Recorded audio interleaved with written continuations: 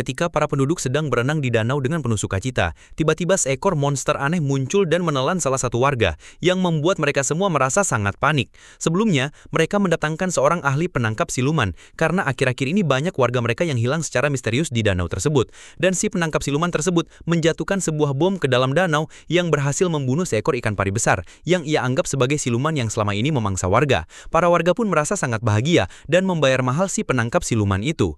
Namun di tengah kerumunan, seorang pria muncul dan mengatakan bahwa yang mereka tangkap itu bukanlah siluman. Mendengar ucapan pria itu, bukannya mencari tahu, para warga malah geram dan menghajar pria itu lalu menggantungnya di atas danau. Di saat itulah monster siluman yang sesungguhnya muncul dan memangsa beberapa warga, yang membuat mereka semua berlari ketakutan. Ternyata perkataan si pria itu benar, dan sekarang mereka semua hanya bisa bersembunyi, sebab bergerak sedikit saja, siluman itu akan langsung menerkam mereka.